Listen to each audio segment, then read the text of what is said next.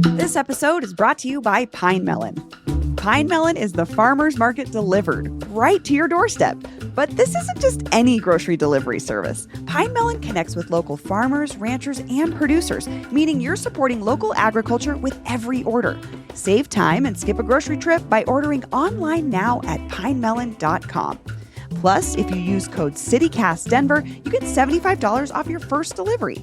Again, use code CityCastDenver to save $75 on your first grocery order at pinemelon.com.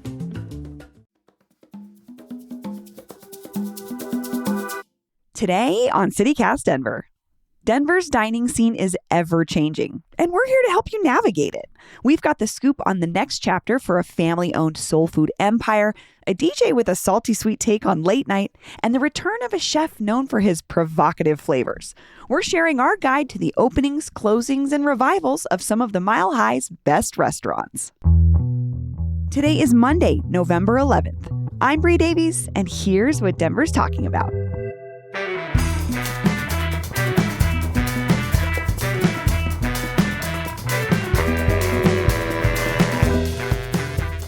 Newsletter editor Peyton Garcia, hi. Hey, Bree. Good morning. And producer Paul Caroli, hello. Hey, Bree. Good morning. How are you? I'm good. We're talking about food today, so I'm really good, honestly. We've been talking about politics a whole lot, and I'm real excited to talk about food. I don't know about you guys. Yeah, no, this is going to be a really nice break. And there's so many good things to talk about today. Yes. We got so many exciting restaurants that are opening. I love this stuff. I know. I think we all do from different perspectives for sure. But that's what we're digging into. Latest restaurant news, where to eat, what's new, what's closing. But we want to help you find the next place to have a great meal in Denver. Maybe something that's really affordable and awesome, or maybe that new neighborhood hangout you've just been looking for that hasn't existed yet. It might exist now, and we're going to dig into that. I thought we should start with the restaurants we're sad to see go so that we could end on the high note of the stuff that's opening. Peyton, do you want to kick us off with the sad closing you've got? Yeah, the sad closing I've got is Main Shack. Womp womp. And sadly, by the time listeners hear this, they will have just had their final day in business. Sorry, we didn't get this to you sooner, but yeah, they're closing both their locations. They have one in Boulder and they have one in Lodi. And they said in their social media post that they're looking for a bigger, better space. So there's hope on the horizon that they will come back sometime next year. That's not definite. But they also said the reason they were closing their locations is for the same reason that all of these restaurants are closing. As they said, it's just too hard. It's hard, the cost, getting supplies, getting the food, just all of it. It's rent, the inflation. They just said it's too hard. I mean, they were in charge of getting lobster to Colorado. Yeah. So I can imagine that was a really pricey endeavor. 100%. And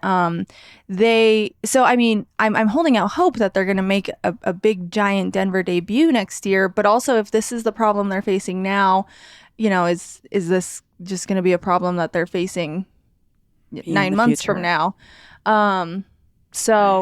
Yeah. It's so hard for me not to talk about politics right now. You mentioned inflation, and we know that was such a big issue in the election. And all I can think about is what is going to happen with inflation. That's a fair question, Paul. The president-elect to be that I maybe won't talk about here. Not going to mention it. But this has been a cornerstone of the conversation. I think you're totally right. Is affordability of all kinds of things, including food. And when you're a restaurant, how you balance that with your costs, with passing that on to your customers, you know what I mean? So that's a totally legitimate thing, and it will be interesting to see what 2025 brings for restaurants across the country, but especially here in Colorado. I just have to say, I was also a huge Main Shack fan. It was my place to go on Fridays during Lent, because I don't really like a fish fry, but I loved a lobster roll instead. Yeah, Main Shack was this place. And I want to add, I didn't realize until I was doing some reading up for, about these closures, I didn't realize that Main Shack was from Denver. Yeah. So I thought that it was here's what I have to say. This is how good their lobster rolls were, I assumed it was just an East Coast guy who opened a chain in Maine. You thought it was from Maine? Yes. I mean, to be fair, he is a Maine native who then moved to Denver. Took it at face value. But he's been in Denver I was didn't shocked. move the chain, or he didn't move the Yeah. restaurant to here like a lot I of thought it times was like a happens. cult followed thing from the East Coast that made its way to Denver, but it's not. It's just a Maine guy, and God, their lobster rolls were good. I went to Maine earlier this year and ate my weight in buttery lobster rolls, and this was the place. And then I was trying to figure out places that I could suggest that you could go to get lobster rolls in Maine Shack's absence, and I couldn't find anything. Even when I Googled, I had nothing. What do you have, Brie? I have one, and it's not maybe what you would expect, because it's one of those places with a weird ass eclectic menu, which is Steuben's. Has actually always had a lobster roll, and it's pretty good.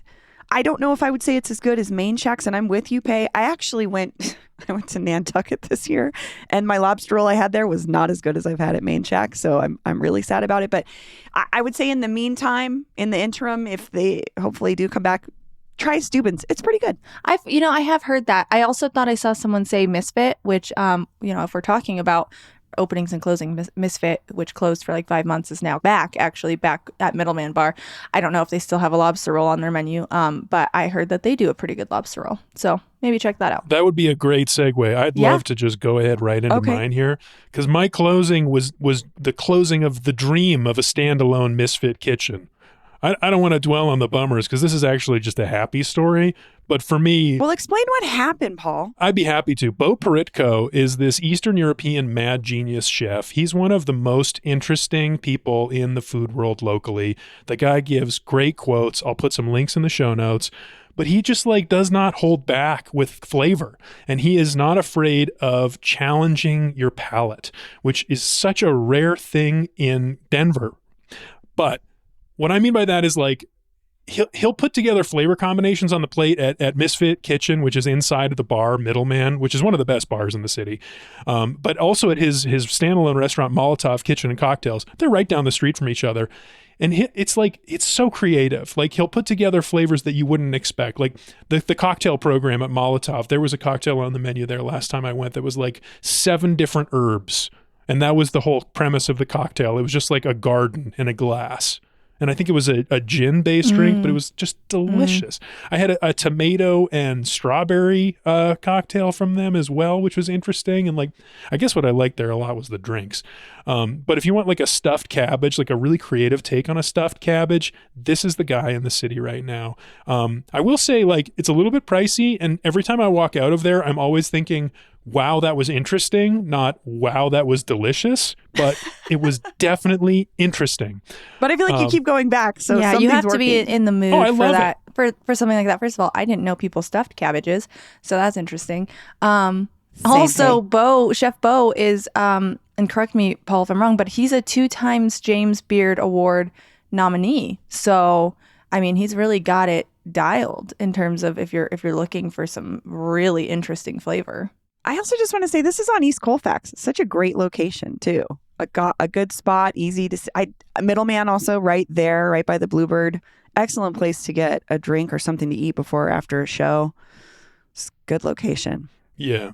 Yeah, so I mean, that's technically the closing, is the fact that he chose not to open his own standalone restaurant, which is a sad story in its own right. We're hearing that from too many restaurateurs, that it's too expensive to go through the permitting and to the tipped minimum wage situation, which I'm sure we'll talk about again.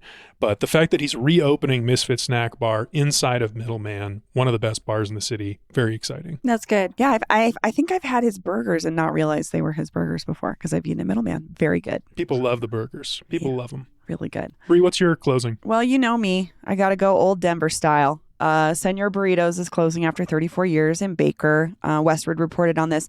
It's kind of a small spot on the corner of First and Broadway. You actually may know the Hornet better than you know Senor Burritos. It's right around the corner from the Hornet. But to me, it kind of is like this thing that predated the idea of when we branded things fast casual. And there were a lot of restaurants like Senor Burritos, like walk-up service. You could also dine in if you wanted to. Not the most engaging atmosphere, but the food was delicious and it got the job done. And it was a complete meal and it was affordable. And that's what I love about Senor Burritos. You could get a breakfast burrito or green chili cheese fries, but you could also get a full enchilada or a tamale plate with rice and beans. And also... their menu is kind of old school in that their burritos are offered as plain, smothered, or deluxe. And that always just means plain with green chili or with green chili, tomatoes, lettuce, and sour cream. But it still didn't mean it was expensive. And that's what I really like is like their burritos currently are like $6 to $8. You can get a full entree for $10 to $15, which feels pretty affordable these days.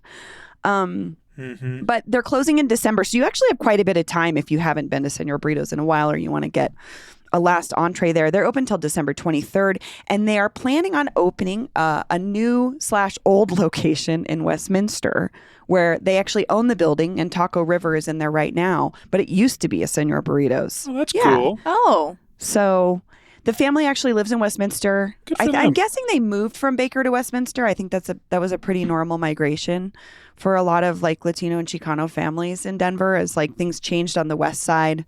A lot of folks ended up in the suburbs and they kept their restaurants going. So it's not gone forever, which is the cool part. That's great. Yeah, I'm really stoked.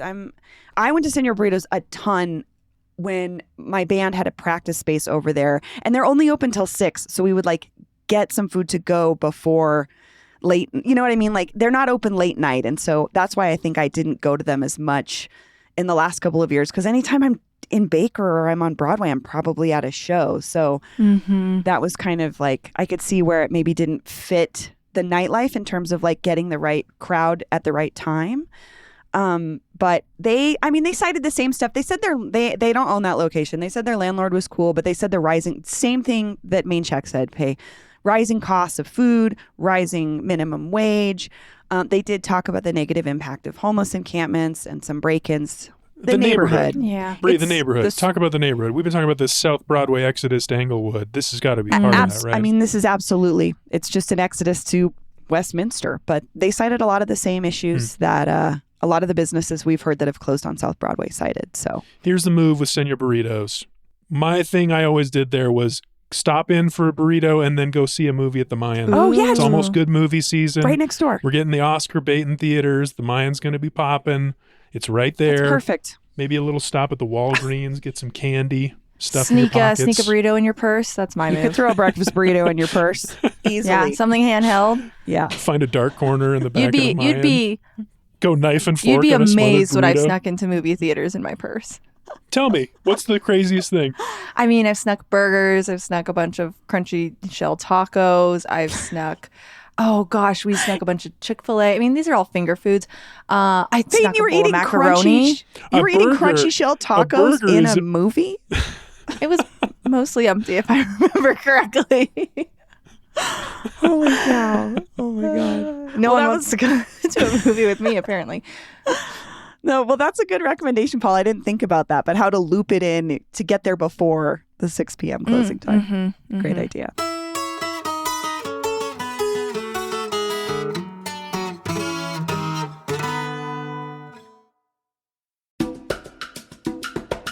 This episode is brought to you by the Arvada Center, because they are presenting a zany, fresh, funny fairy tale musical for the holidays, Once Upon a Mattress. This is a laugh-out-loud musical version of The Princess and the Pea, and it's showing from November 22nd through December 29th.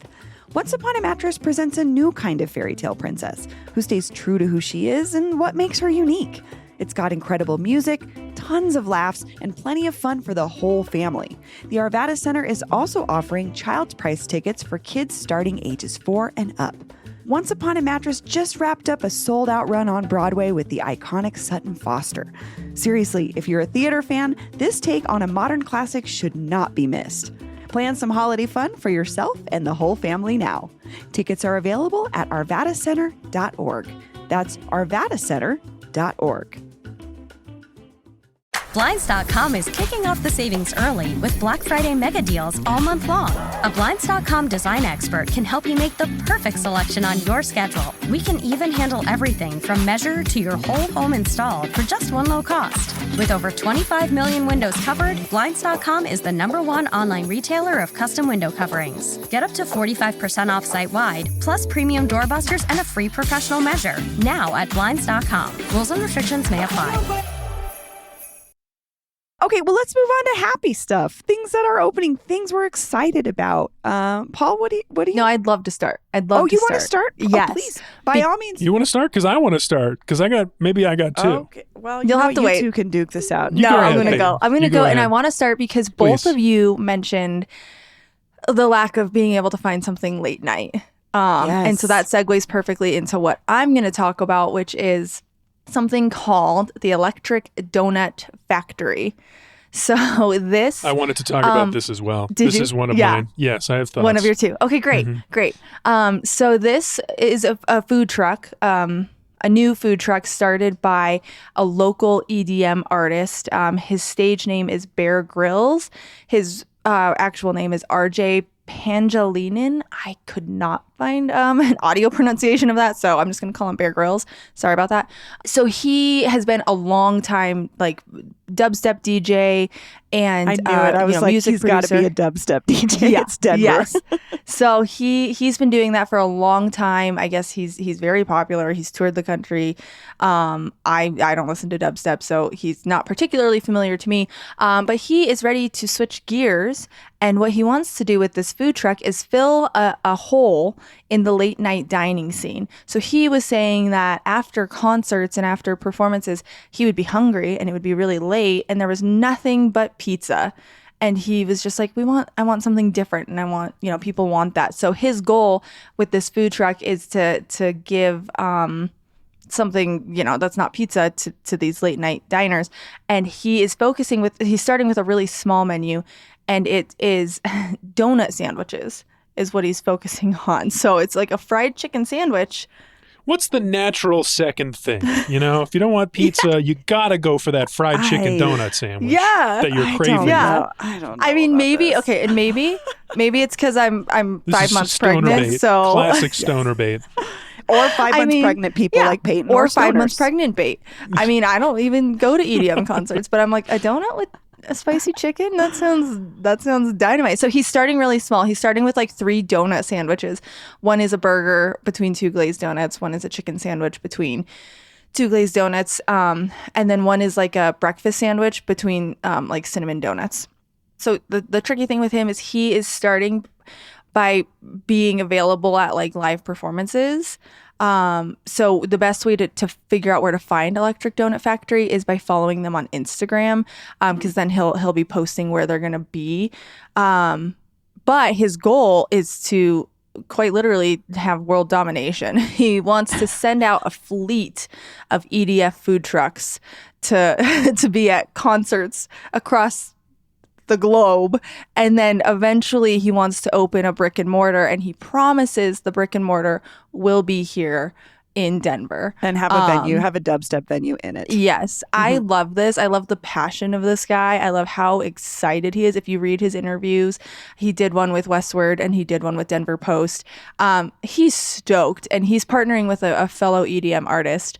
And then they roped a local chef and restaurateur, Tom Kuhill, into it, who at first was like, guys, this sounds nuts. But they got him on board, and just like the energy that they're bringing to this concept makes me really excited. So if you see the 9-month pregnant lady at an EDM concert, it's because I'm looking for the fried chicken donut sandwich.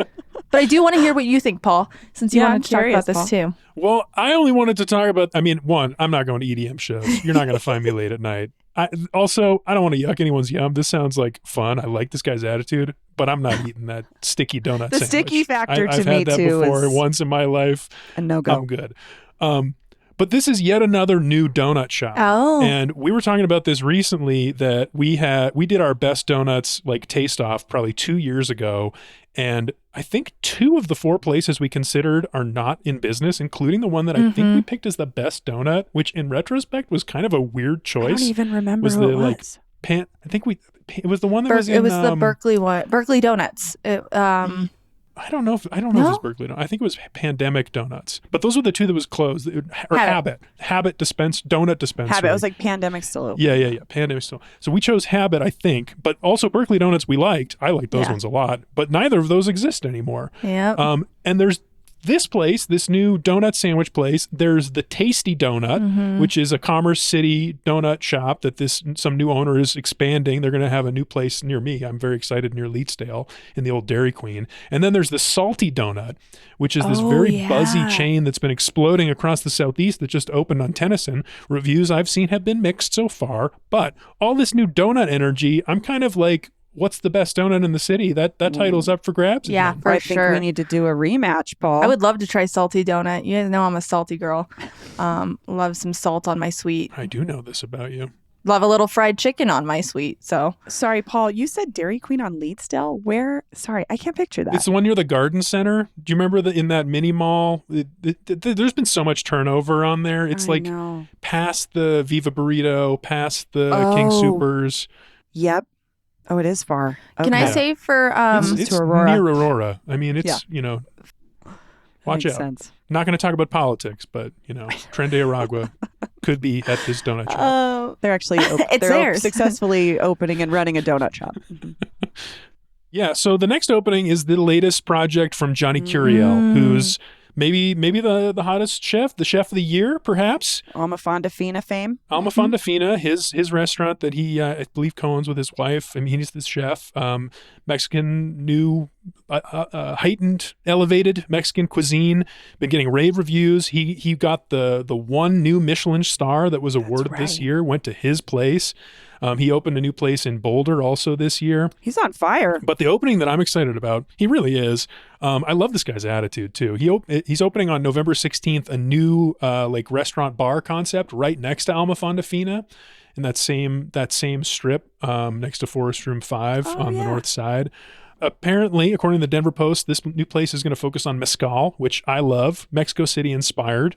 My wife and I had a beautiful night at a mezcal bar in Mexico City, so I'm hoping to try to recreate that. You can relive it. Mezcaleria Alma is going to be, they're going to have a seafood forward menu, according to the Post, with an in-house aging and brining program, very trendy.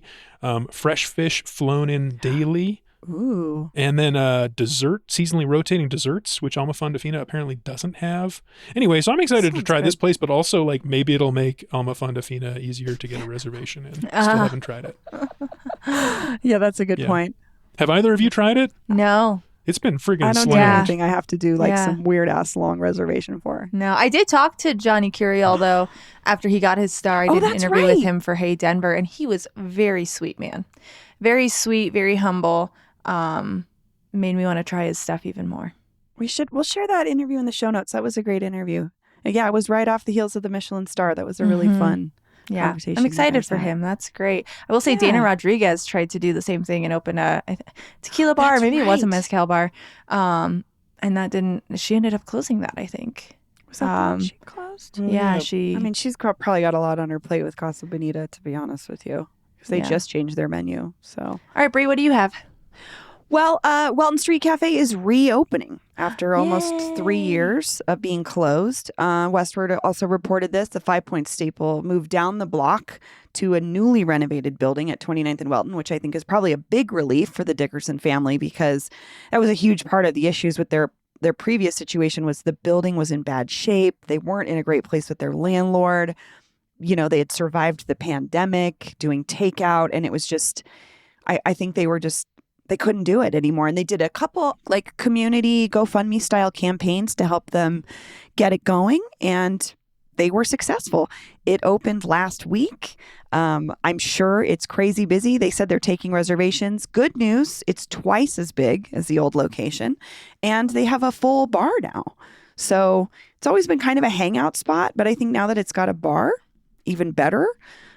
This is a Black-owned business in 5 Points that has been in 5 Points since 1986, which I think is awesome. And a couple of years ago, me and our former producer, Xander McMahon, sat down with Sherika and Fatima Dickerson, the sisters, whose...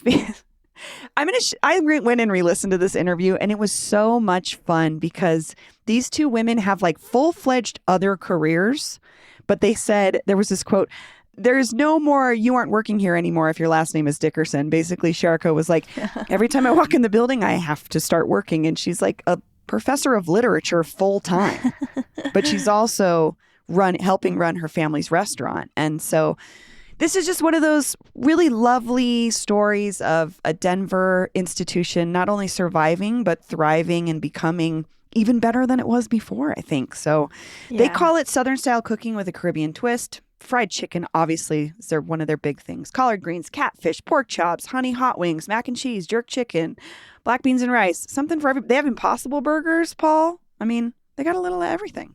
So yeah, this is such a great story. That makes me happy. it's a nice, heartwarming story. I guess that's it. Unless y'all want to talk about the new Buc-ee's. Buc-ee's second location coming soon between Denver and Colorado Paul, didn't Springs. you I go have to the- not yet convinced my husband to stop at the.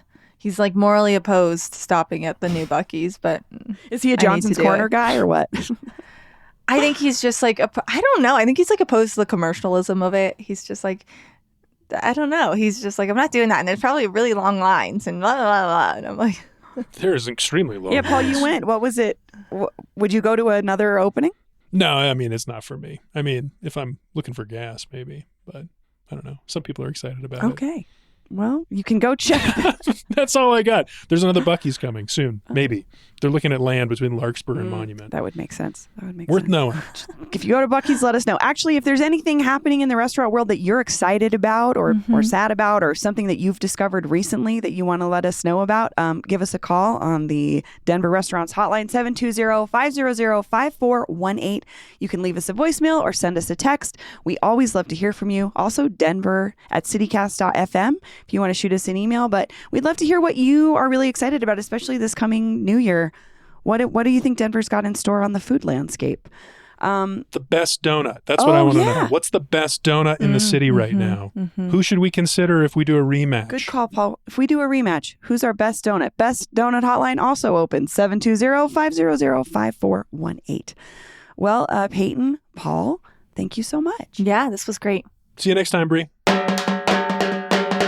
That's all for today here on CityCast Denver. If you enjoyed this show, why not take a minute to tell DJ Bear Grylls about us? Rate the show wherever you get your podcasts and subscribe to our morning newsletter and learn more about us at denver.citycast.fm. We'll be back tomorrow morning with more news from around the city. See ya.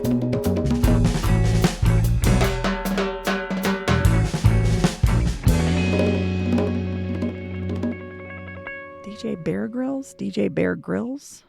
DJ Bear Grylls.